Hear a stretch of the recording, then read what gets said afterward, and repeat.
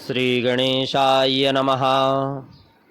विघ्नेश्वराय वरदाय शूरप्रियाय लंबोदराय सकलाय जगद्धिताय नागाननाय श्रुतियज्ञविभूषिताय गौरीसुताय गणनाथ नमो नमस्ते। नमः परमहंसाय स्वादितचरणकमल चिह्नमकरन्दाय भक्तजनमानस निवासाय श्रीरामचन्द्राय वागीशायस्य वदने लक्ष्मीर्यस्य च वक्षसि यस्यास्ते हृदये संवित् तं नरसिंहमहं भजेत। नीलाम्बुजश्यामलकोमलाङ्गं सीताशमारोपितवामिभाङ्गं पाणौ महाशायकचारुचापं नमामि रामं रघुवंशनाथम्। अतुलितबलिधामं हेमशैलावधेहं दनुजवनकृशानं ज्ञानिनामग्रगण्यं सकलगुणनिधानं वारणानामधीशं रघुपतिप्रियभक्तं वातजातं नमामि। रघुपतिप्रियभक्तं वातजातं नमामि। सच्चिदानन्दरूपाय विश्वोत्पत्त्यादिहेतवे तापत्रयविनाशाय श्रीकृष्णाय वयं नुमः। कृष्णत्वदीयपदपङ्कजपञ्जरान्ते लंबोदरं परमसुन्दरमेकदन्तं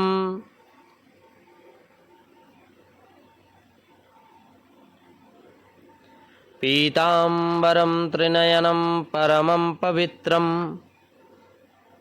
उद्दद्दिवाकरनिभोज्ज्वलकान्तिकान्तं विघ्नेश्वरं सकलविघ्नहरं नमामि। विघ्नेश्वरं सकलविघ्नहरं नमामि।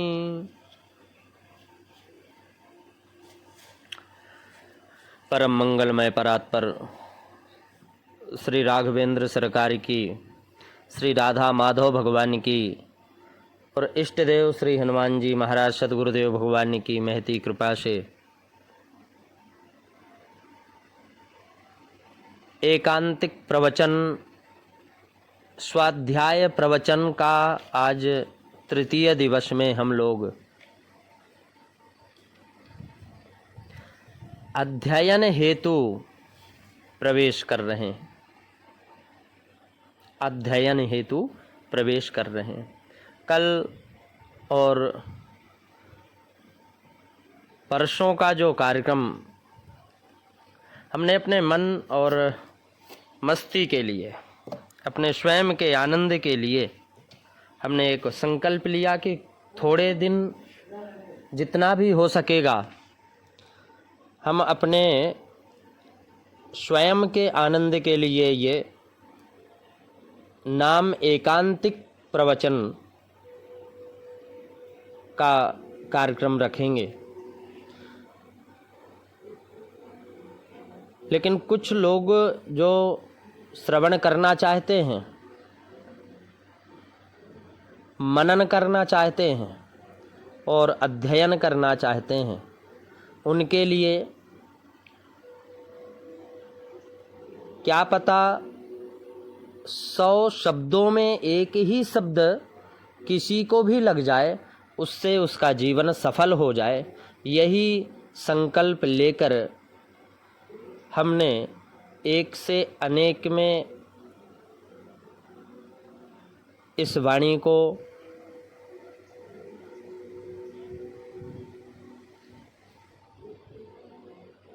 सुनने का और सुनाने का अवसर देने का संकल्प लिया है। अब हम चलते हैं जहाँ से कल हमने विराम किया था, वहीं से आज पुनः चलते हैं। और कल का था कि कहे विभीषण सुनु हनुमंता, विनु हरि कृपा मिले नहीं संता। परमात्मा की कृपा के बिना संत मिलन नहीं हो सकता। आज मेरे अहोभाग्य है, विभीषण कहते हैं कि आज मेरे अहोभाग्य हैं जो आपके दर्शन करने का शुभ अवसर मुझे मिला। विभीषण ने हनुमान जी को संत कहकर पुकारा। क्यों? क्योंकि हनुमान जी रामदूत बनकर आए थे। दूत का अर्थ है संदेश वाहक। प्रभु का संदेश संत ही लेकर आते हैं, इसलिए संत कह रहे हैं, संत कहकर संबोधित कर रहे हैं। केवल कपड़ा रंगवा लेने मात्र से कोई संत नहीं होता। यदि संकीर्तन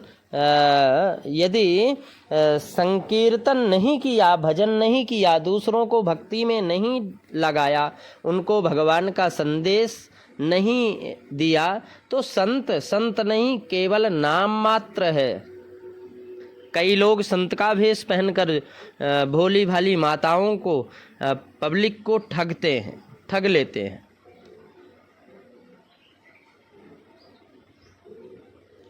कल मंगलवार को एक सज्जन आए और बोले, महाराज आपका, मेरी पत्नी एक मारुति कंपनी में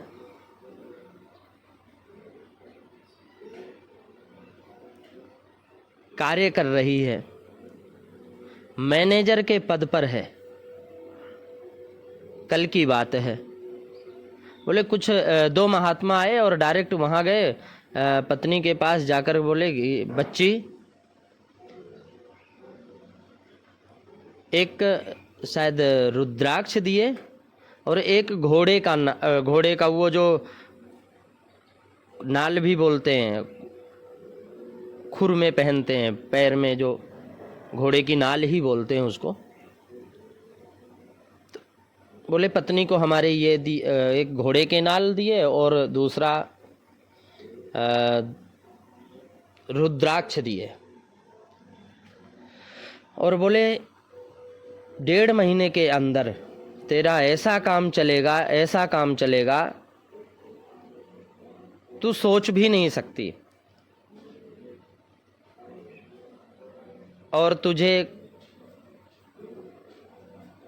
पैसा भी बताए कि 15 लाख रुपए करीबन तू मुझे दान कर देना,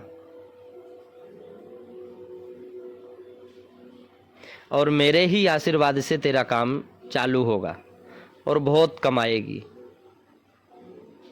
संत का आशीर्वाद लगता तो है, लेकिन हम जहाँ आशीर्वाद के जगह में धन लेने की इच्छा प्रकट करने लगते हैं, कोई प्रेम से दे दे वो अलग बात है, लेकिन जब कोई धन की इच्छा प्रकट करने लग जाते हैं, समझ जाना वहाँ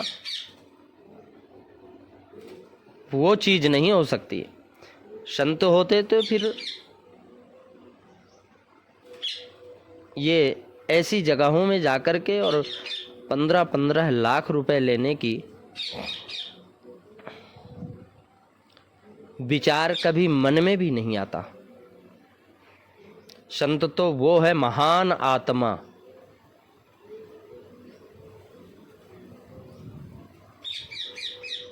जिसका कोई अंत नहीं है, उसके पास क्या क्या है ऐसा जिसमें कोई अंत नहीं है, वो है संत। परमात्मा की कृपा के अलावा उसके पास कुछ रहता नहीं है।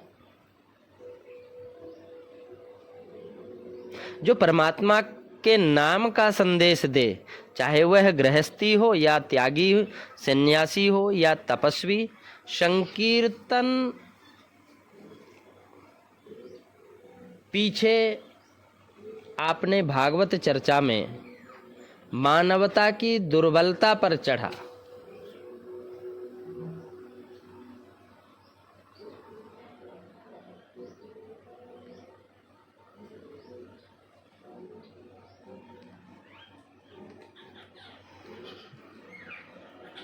प्रभु भजन बिना सुख शांति नहीं, और श्री कृष्ण बिना आनंद नहीं।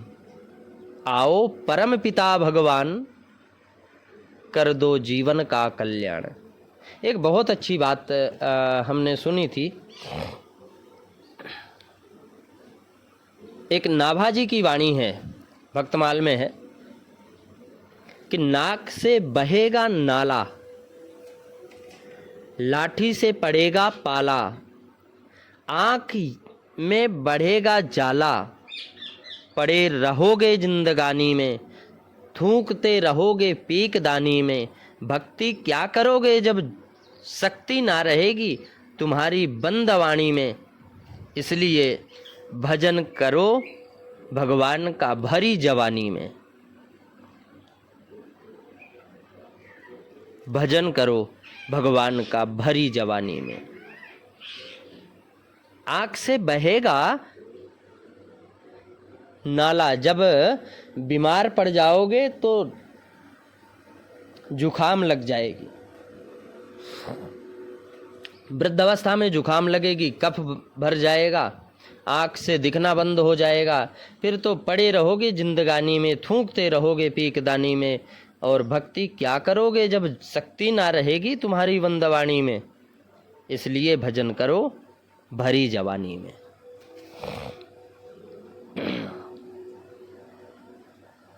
देव दुर्लभ यह मानव तन आपने और हमने पाया है।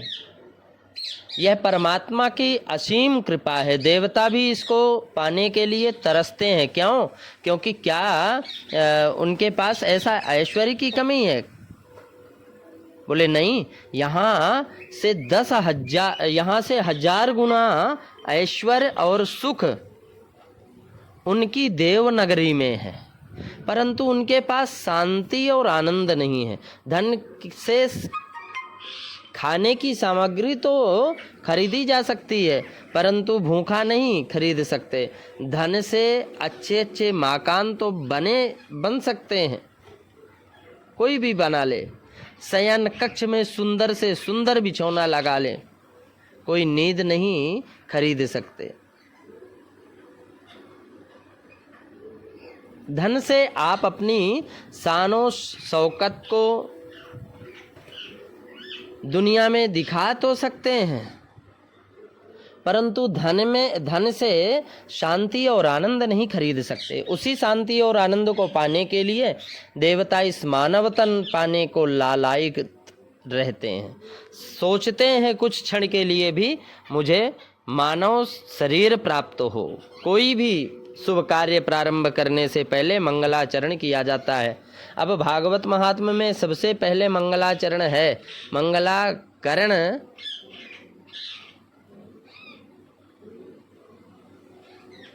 अमंगल हारी सब प्रकार से मंगल करने वाला, हर प्रकार के दुख व संकट को दूर करने वाला मंगलाचरण कहलाता है। भागवत की महिमा के अंतर्गत यह मंगलाचरण है कि सच्चिदानंद रूपाय विश्वोत्पत्त्यादि हेतवे तापत्रय विनाशाय श्री कृष्णाय वयं नुमः। मंगलाचरण सत्य से प्रारंभ होता है, अर्थात सत चित और आनंद स्वरूप परमात्मा, आनंद स्वरूप परमात्मा श्री कृष्ण को हम नमस्कार करते हैं, जो जगत की उत्पत्ति, स्थिति और विनाश हेतु तथा 3 प्रकार के आध्यात्मिक ताप, आदि दैविक ताप और आदि भौतिक, इन तापों का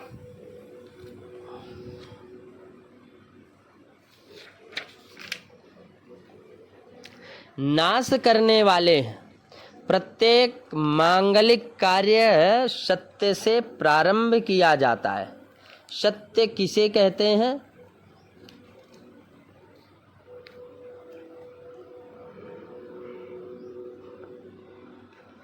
भूत भविष्य वर्तमान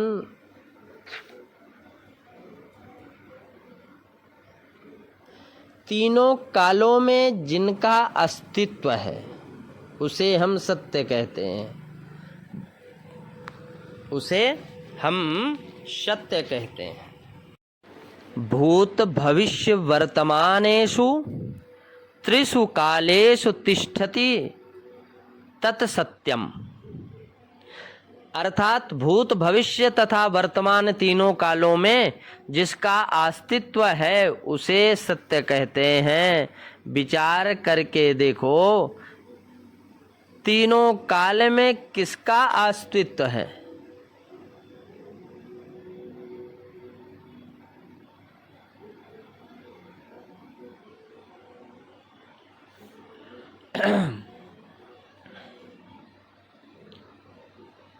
उसे सत्य कहते हैं।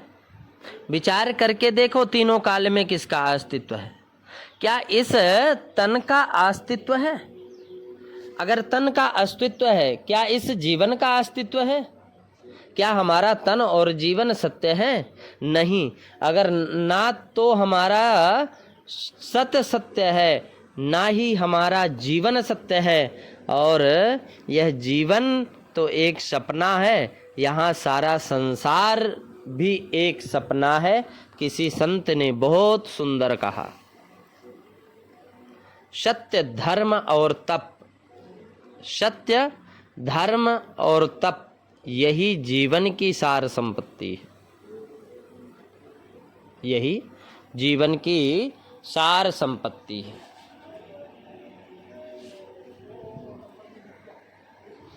झूठा ये संसार रहने का सपना है, झूठा ये संसार रहने का सपना है। किसे करे तू प्यार कोई ना अपना है, किसे करे तू प्यार कोई ना अपना है। स्वप्न दिखता तो है पर है नहीं। जैसे स्वप्न में जो कुछ देखा, आंख खुलते ही वह सब सारा समाप्त हो जाता है, कुछ भी नहीं दिखता, कुछ भी सामने नहीं रहता। ठीक इसी प्रकार यह संसार एक बड़ा सपना है। जैसे देखते देखते जीवन समाप्त हो जाता है। कितने चले गए और जा भी रहे और जाते रहेंगे। कबीर ने इसको कितने सुंदर ढंग से कहा है कि माली आवत देख कर कलिया रहे पुकार, खिली खिली सब चुनी लई, काली रही काली हमारी वार। माले आवत देख कर कलियां रहें, कलियां करे पुकार। माली को आते देख कर कलियां अर्थात फूलों को तोड़ रहा था, तो आदि खिली कलियों ने कहा इस प्रकार कि जब हम खिलकर फूल बन जाएंगी तो हमें माली डाल से तोड़कर ले जाएगा। जो जीव इस संसार से चले गए उनके लिए भी यह संसार सपना है, और रहने वाले भी रहने के लिए भी सपना है। अज्ञान वसात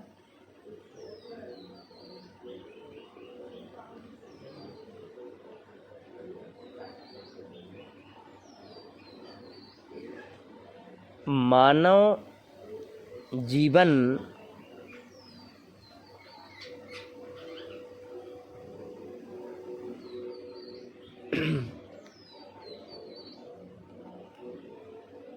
यहाँ मैं और मेरा करता है। मानव जीवन यहाँ मैं और मेरा करता है, सर्वदा सर्वत्र और कालों में एक जैसा रहे। जो अपरिवर्तनीय शील हो वह सत्य है। अब प्रश्न आता है कि इस सृष्टि में आने से पहले हम कहाँ थे? और हम कहते हैं कि माँ के गर्भ में थे।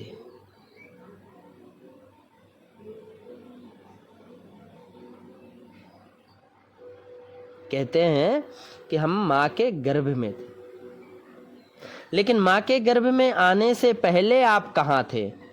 तो कहते हैं कि हम पिता के वीर्य और माता के रज में थे। अब दोनों के मिलन से इस शरीर की उत्पत्ति हुई, परंतु इसमें भी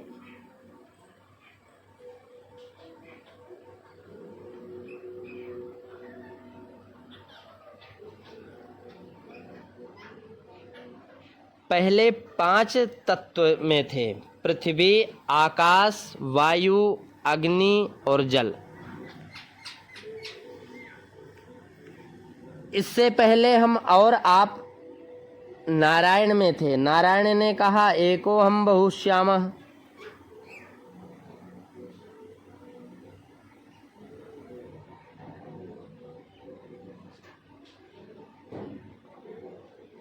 श्री सीताराम जी महाराज की जय। श्री राघवेंद्र सरकार। पृथ्वी, आकाश, वायु, जल और अग्नि में हमारा पंच तत्व से ये शरीर मिला, हमें प्राप्त हुआ, मेरी रचना हुई।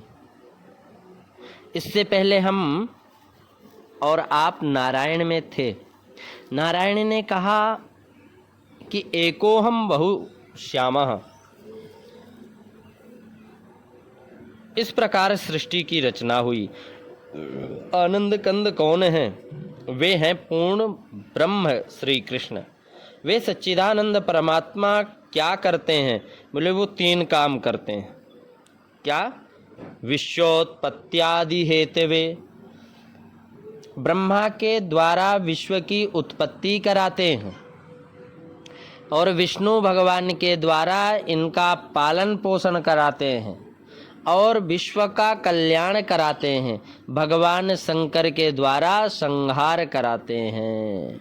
ब्रह्मा, विष्णु और महादेव सत्यगुण, रजोगुण और तमोगुण, रचना, पालन पोषण, संहार, स्वप्न, सुषुप्ति और जागृत, सत्यम शिवम सुंदरम, ये सब कार्य हैं।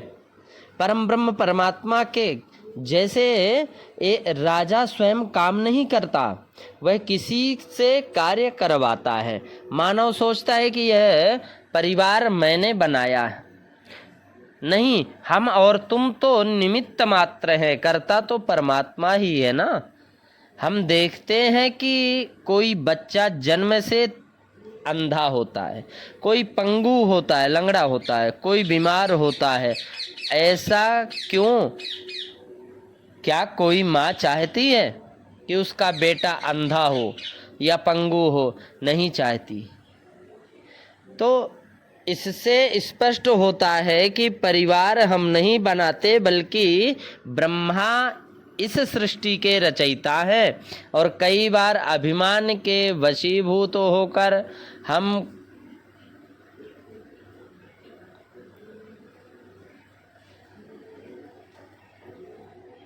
कह देते हैं कि मैं इस परिवार का पालन पोषण कराता हूं।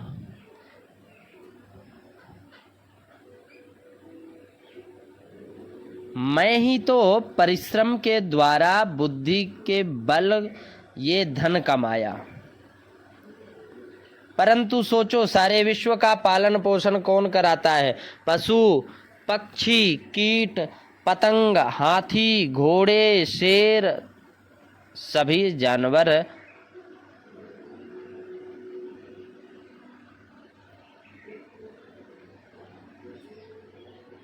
भगवान की कृपा के वगैरह कुछ भी नहीं होने वाला। सभी प्राणी पेट भरकर जी रहे हैं। एक बहुत सुंदर बात आश्रम में एक बार पूज्य गुरुदेव भगवान के द्वारा लिखाई गई थी दीवाल में। ज़्यादातर लोग सुने भी होंगे इस बात को। लिखा था कि रे मनुष्य तू दीन होकर घर घर क्यों भटकता है? रे मनुष्य तू दीन होकर घर घर क्यों भटकता है? तेरा पेट तो शेर भर आटे से ही भर जाता है। भगवान उस समुद्र को भी भोजन पहुंचाते हैं और भगवान उस चींटी को भी भोजन पहुंचाते हैं। कोई भूखा नहीं सोता। बहुत अच्छी बात लिखी हुई थी। रे मनुष्य तू दीन होकर घर घर क्यों भटकता है? तेरा पेट तो शेर भर आटे से ही भर जाता है। भगवान तो समुद्र को भी आहार पहुंचाते हैं। बहुत अच्छा लिखा था।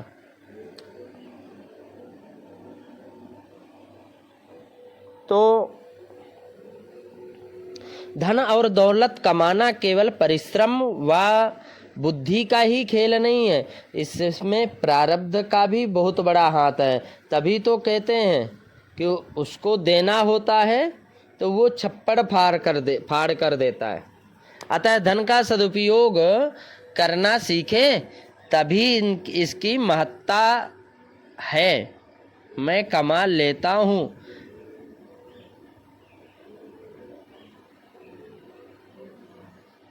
इस अभिमान से बचना ही बुद्धिमता है कि मैं कमा लेता हूँ।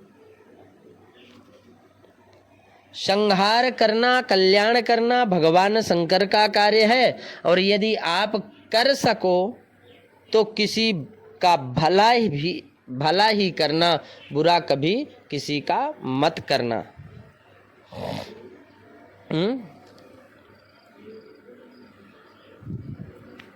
रे मन भला न कर सके, बुरे पंथ मत जा, और अमृत फल चाख्यो नहीं, विष फल काहे खा।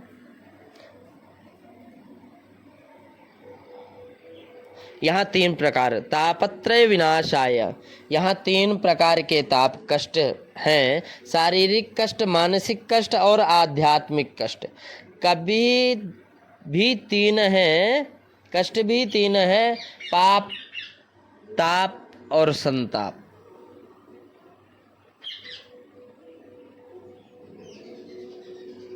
तीन है। पाप, यदि आपसे जाने अनजाने में कोई गलत कार्य हुआ, हमने किसी को कटु वचन कह दिया या अति क्रोध के कारण मुख से अपशब्द निकल गया हो,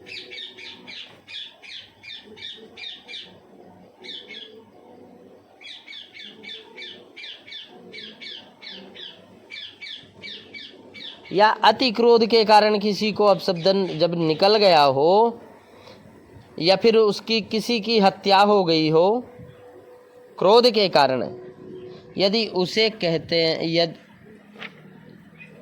कहते हैं पाप, और पश्चाताप ही पाप का सबसे बड़ा प्रायश्चित है।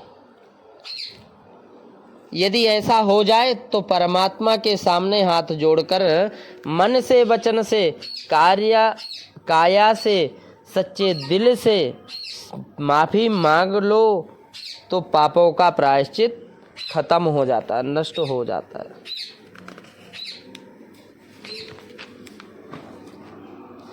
पिछले कर्मों का अपराध क्षमा करवाकर आगे के लिए नियमबद्ध हो जाएंगी।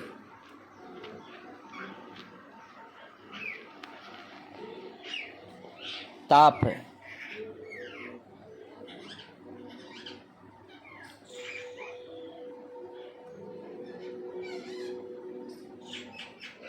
आए हुए तापों को समतापूर्वक सहने से समय पाकर सब ठीक हो जाते हैं। ऐसे समय में परमात्मा का भजन करो, भक्ति में अपना समय ज़्यादा से ज़्यादा लगाओ तो इनका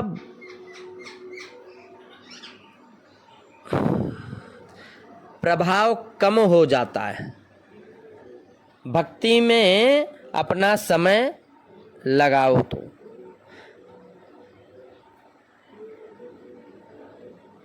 संताप प्रिय, बिछुड़ जाने पर जो दिल में दर्द होता है उसे हम संताप कहते हैं, उसे हम संताप कहते हैं।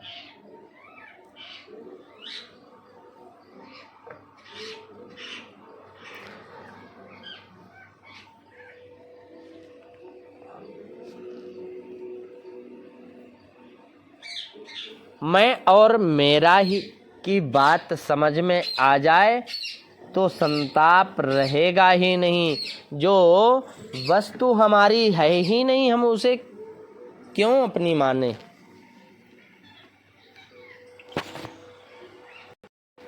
जो चीज हमारी है ही नहीं और हम उसको मान लेते हैं, अपना मान लेते हैं, यही संताप का कारण है। तो यह शरीर भी हमारा नहीं है, अन्य वस्तुओं को, बेटे को, पत्नी को, माता पिता को, भाई बहन को, दोस्त आदि को अपना मानना कितनी बड़ी भूल है। यदि यह बात समझ में आ जाए कि हम स्वयं उस परमात्मा के हैं और केवल वही हमारा है और उसके अन्य कुछ मेरा है ही नहीं, तो संताप लगेगा ही नहीं, संताप रहेगा ही नहीं। समभाव आ जाएगा, ना मिलन में खुशी होगी और ना जुदाई में दुख होगा। कर्ता भाव समाप्त होकर दृष्टा भाव आ जाएगा, जिससे आनंद की अनुभूति होगी। कई वर्ष पहले एक घटना है, गांव में एक गरीब परिवार में किसी बहन का लड़का मर गया। अब इकलौता पुत्र था, बड़ा क्रंदन मचा हुआ, बड़ा रोना धोना लगा हुआ था, लेकिन मौत के आगे किसका बस। जब दाह संस्कार की बात आई तो चिल्लाती हुई, बिलखती हुई माता ने उसकी लाश देने से इनकार कर दिया और कहने लगी मेरे बेटे को जीवित कर दो, कोई भी जीवित कर दो। गांव ने समझाया, बेचारी गम में पागल होकर ऐसा कर रही है। इतने में एक महात्मा जी आ गए, सारी स्थिति उनको बताई। तब महात्मा जी ने उस बहन को कहा, बेटी रो मत, मैं तुम्हारे बेटे को जीवित कर दूंगा, लेकिन तुम किसी ऐसे घर से जिसमें कभी कोई मौत हुई ना, एक मुट्ठी चावल ऐसे घर से लेकर आ जाओ जहां कभी भी एक मौत नहीं हुई, मैं अभी इसको जीवित कर दूंगा। बेचारी घर घर पूछती है, तुम्हारे घर में किसी की मौत हुई है? सभी कहते हैं हाँ, ऐसा कोई घर नहीं। हर गांव में जाकर वो पूछती है तो ऐसा कोई घर नहीं जिसमें कभी किसी की मौत नहीं हुई। बेचारी थक कर वापस आ गई और अपने घर आ गई, महात्मा के चरणों में फूट फूट कर रोने लगी और कहा, महाराज ऐसा कोई घर नहीं है जिसमें कभी किसी की मौत नहीं हुई। तो चावल कहाँ से लाती? कृपया आप अपनी योग माया से जैसे तैसे करके मेरे बेटे को जीवित कर दो। महात्मा ने बड़े प्यार से उसको समझाया, बेटी 3 वस्तुएं इस संसार में ऐसी हैं जो एक बार हो जाए तो वापस नहीं आती। नंबर 1, मुख से निकली हुई बात। मुख से एक बार बात निकल गई फिर वो वापस नहीं आएगी कभी भी। दूसरे नंबर में कमान से निकला हुआ तीर। और तीसरे नंबर में देह से निकला हुआ प्राण, शरीर से निकला हुआ प्राण। इसलिए तुम्हें संताप नहीं करना चाहिए। जो जन्मता है वह अवश्य ही एक दिन मरता है। यह बड़े दुख की बात है कि हमारा तुम्हारा लड़का कि बड़े दुख की बात है कि तुम्हारा लाडला बचपन में ही तुमसे बिछुड़ गया।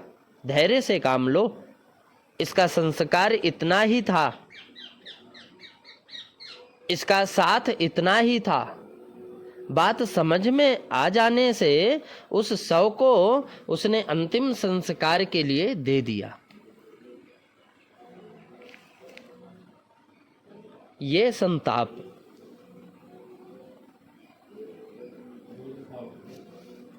मानसिक चिंता। कई बार मनुष्य को कोई ऐसा धक्का लगता है कि वह मानसिक रोग से पीड़ित तो हो जाता है। यदि उसको किसी के सामने नहीं बताओगे, उसको किसी के सामने नहीं बताओगे तो पागल हो जाओगे। ये चिंता चिता से भी बदतर है।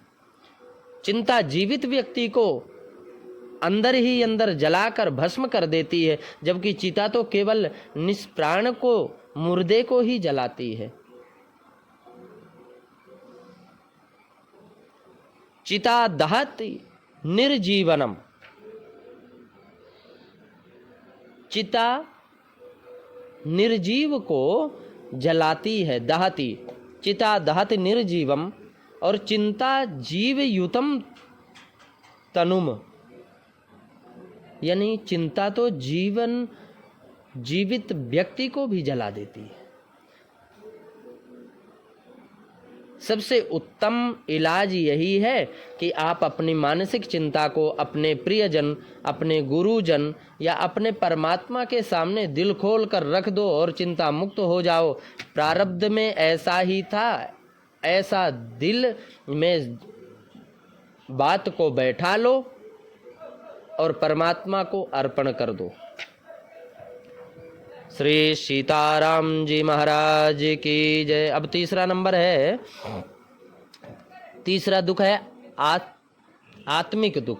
जो आत्मिक बार बार जन्मता है, बार बार मरता है, पुनरपि जन्म पुनरपि मरणम, इसको कहते हैं आध्यात्मिक दुख। सबसे बड़ा दुख यही है कि एक बार भगवान शंकर की काशी नगरी में, काशी जी में गंगा तट पर आदिगुरु शंकराचार्य जी महाराज अपनी मंडली के साथ भ्रमण कर रहे थे। मणिकर्णिका घाट पर धर्मोपदेश चल रहा था। वहीं एक वृद्ध ब्राह्मण व्याकरण पढ़ रहा था और जोर जोर से बोल रहा था, डुक्रिंच करुणे। शंकराचार्य उसके पास गए और कहने लगे, ब्राह्मण देवता ये क्या पढ़ रहे हो? व्याकरण पढ़ रहा हूँ महाराज। कितने दिन में पूर्ण होगा? 2 साल लगेंगे महाराज। फिर इसके बाद क्या करोगे? इसके बाद क्या करोगे? सांख्य वेद आदि पढ़ने का विचार है।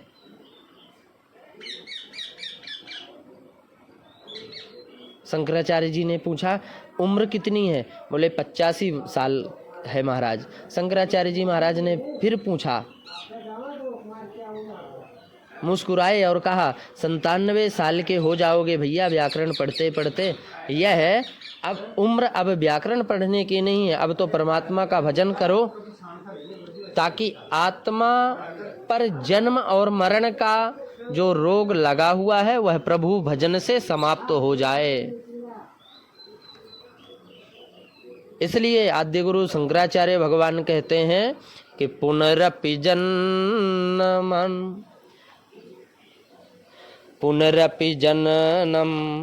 पुनरपि मरणं पुनरपि जननी जठरे शयनम। पुनरपि बार बार जन्म होगा, बार बार मरोगे, बार बार जननी के जठर में शयन करोगे, जननी के गर्भ में शयन करोगे। यह संसारे खल दुस्तारे, कृपया पारे पाहि मुरारे। भज गोविंदम भज गोविंदम, गोविंदम भज मूढ़मते। आज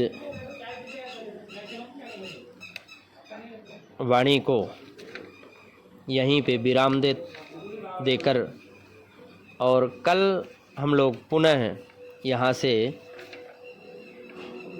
पुनरपि जननम पुनरपि मरणम पुनरपि जननी जठरे शयनम से पुनः श्रवण करने का ठाकुर जी की कृपा से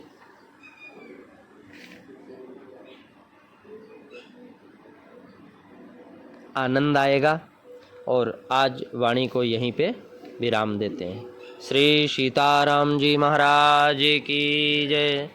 श्री राधा माधव भगवान की जय। श्री सतगुरुदेव भगवान की जय। सर्वसिद्धि हनुमान जी महाराज की जय।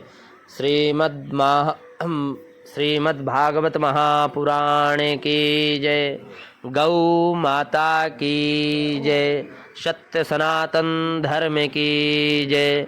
भक्त और भगवान की जय। हर हर महा